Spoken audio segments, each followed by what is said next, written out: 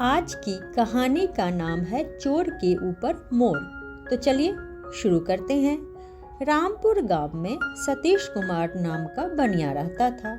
उसका कारोबार काफी जमा हुआ था, जिसके कारण उसके घर में खुशियां ही खुशियां थी। सारा परिवार आनंदपूर्ण जीवन व्यतीत कर रहा था। लेकिन कुछ ही दिनों में लक्ष्मी जैसे उससे रूठ गई हो और कारोबार में सतीश कुमार को जबरदस्त घाटा लग गया, जिसके कारण उसका मन उस गांव से उखड़ गया। उसने सोचा कि अब इस गांव में रहना बेकार है। वह इस गांव को छोड़कर शहर जाने की तैयारी करने लगा।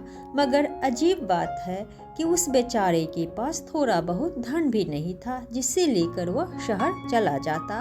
बनिए की आन और शान तराजू में ही होती है।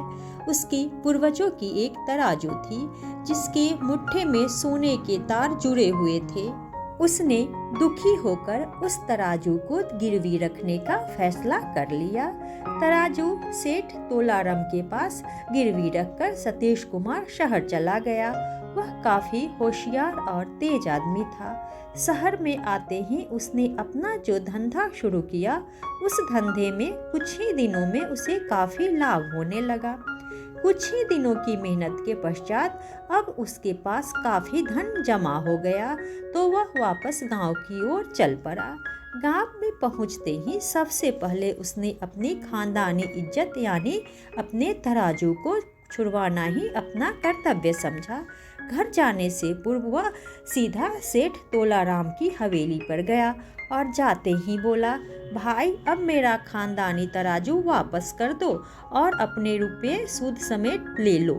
तोलाराम की नीयत खराब हो चुकी थी। वह उस तराजू को देना नहीं चाहता था। उसे पता था कि उसमें सोने के तार लगे हुए हैं। इसलिए उसने सतीश कुमार से कहा, भैया सतीश, मैं तुम्हें क्या बताऊं? मुझे तो यह कहते हुए भी शर्म आती है कि तुम्हारे उस तराजू को चूहे खा गए। सतीश असली बात की जड़ तक पहुंच चुका था।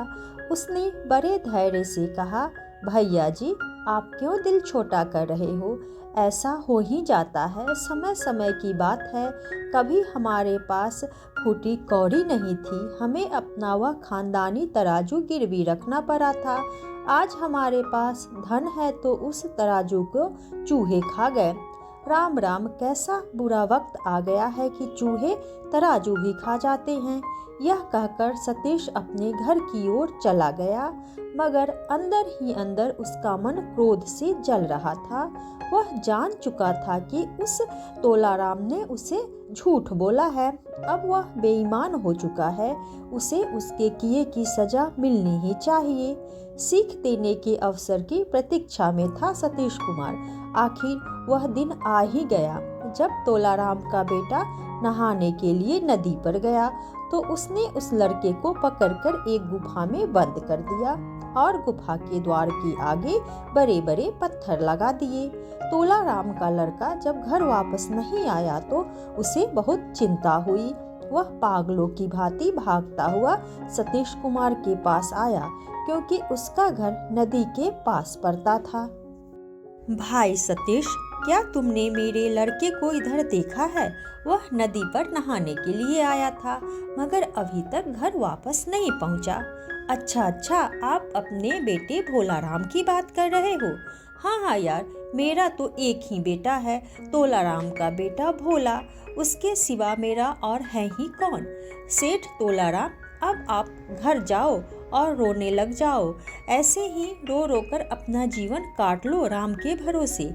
हाँ सेठ तोलाराम, मैंने अपनी आंखों से देखा है कि आपके बेटे को बाज उठाकर ले गया है।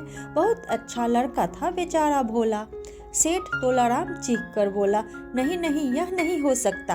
भला इतने बड़े लड़के को बाज कैसे उठा सकता है? यह आप क्या कह रहे हैं सेठ जी? जरा सोचो तो सही। जब लोहे के तराजू को चूहे खा सकते हैं, तो फिर बाज क्यों लड़के को नहीं उठा सकता? जरा सोचने की बात है सेठ। तुम झूठे हो, 420 हो, तुम धोखेबाज हो। तुमने ही मेरे लड़के को गायब किया है। मैं तुम्हें जिंदा नहीं छोड़ूंगा। मेरा लड़का वापस कर दो, वापस करो मेरे लड़के को। बस फिर क्या था, दोनों में इसी बात को लेकर लड़ाई हो गई। दोनों मारपीट पर उतर गए। इन दोनों को इस प्रकार लड़ते देखकर गांव के लोग भी इकट्ठे हो गए। उन्होंने दोनों को एक दूसरे से अलग किया, मगर तोलाराम तो अपने बच्चे के लिए पागल हो रहा था। वह बार बार कह रहा था, मेरा बेटा वापस दे दो, नहीं तो मैं तुम्हारा खून पी जाऊंगा, मैं तुम्हें जान से मार दूंगा। गांव के पंचों ने सतीश से कहा, देखो भाई, तुम क्यों झगड़ा बढ़ा रहे हो, इसका बेटा वापस कर दो। किसी के बेटे को उठाना या गायब करना तो बुरी बात है, इससे पूरे गांव की बदनामी होती है। पंच जी, अब इसमें मैं क्या करूं? जब उसे नदी के तट से बाज ही उठा कर ले गया, यह क्या मेरे बस की बात है? जब इसका निर्णय पंचों के बस में न रहा तो राजा के पास पहुंचा दिया गया। राजा ने सतीश से कहा, तुम तोलाराम के बेटे को वापस कर दो। अब भी उसका यही जवाब था, महाराज, उसे तो बाज उठा कर ले गया है। राजा चीख कर बोला, तुम झूठ बोल रहे हो, भला इतने बड़े लड़के को बाज कैसे उठा कर ले जा सकता है? मैं आपकी बात मानता हूँ महाराज, मगर आप जरा तोलाराम से भी तो पूछो कि मेरे खानदानी लोहे के तराजू को चूहे कैसे खा सकते हैं। तब राजा ने आश्चर्य से पूछा, यह तुम क्या कह रहे हो? मैं सत्य कह रहा हूँ महाराज। यह सब बातें यदि आप सेठ जी से ही पूछ ले तो आपको पूर्ण विश्वास हो जाएगा कि मैं झूठ नहीं बोल रहा। राजा ने जब तोलाराम से पूछा तो वह लज्जित सा होकर बोला, महाराज, यह तो मेरी भूल थी कि मैंने इसके साथ धोखा किया और बोल दिया कि तुम्हारे तराजू को चूहे खा गए, मगर यह तो शेर पर सवा शेर निकला। मैं इसका तराजू वापस कर रहा हूँ। ठीक है, मैं आपका लड़का भी वापस कर रहा हूँ। तो इस कहानी से हमें यह शिक्षा मिलती है कि बुद्धिमान शत्रु भी मूर्ख मित्र से अच्छा होता है।